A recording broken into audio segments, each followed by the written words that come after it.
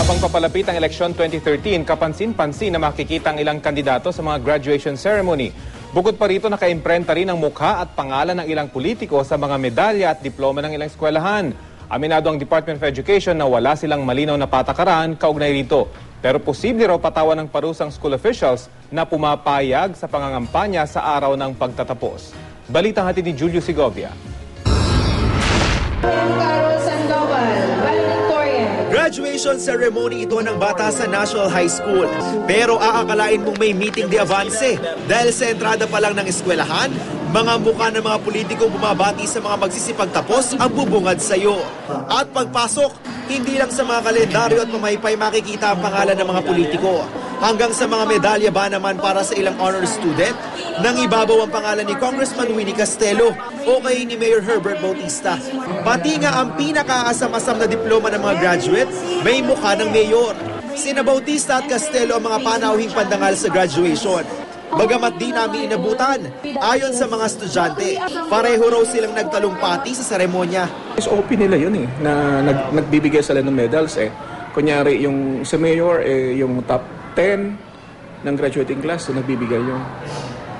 Pero ang school naman, kasi sa dami ng awardees namin, nagpahulma na kami talaga ng aming medal. Wala pang tugon si Bautista habang tumanggi namang magbigay ng panayam si Castelo. Pero ayon sa kaalyado nilang si Vice Mayor Joy Belmonte, tingin ko kasi talagang trabaho ng isang bayan na puntahan ng mga mag-aaral kapag sila ay nagtatapos, tignan kung anong sitwasyon ng mga paaralan natin, ano ang mga problema. Minsan ito lang talaga ang pagkakataon natin na makausap ang principal at malaman mula sa principal kung ano ang mga pangangailangan nila, and I use the graduation as an opportunity.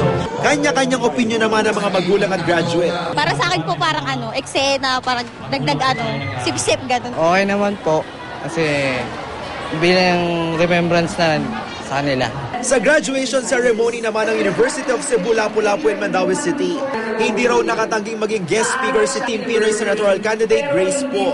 Sa commencement exercises naman sa Southern Mindanao Institute of Technology, dumalo si Democratic Party of the Philippines Senatorial Candidate Hans Christian Señeres. Natiyuhin daw ng presidente ng eskwelahan kaya taon-taon doon. Hindi po maiwasan po yun na maliban po sa pagpunta dito at pagkukumusta po sa aking mga kaibigan po at kamag-anak dito. Aminado ang Department of Education, wala silang malinaw na patakaran sa pangingibabaw ng pangalan ng mga politiko sa mga medalya at diploma.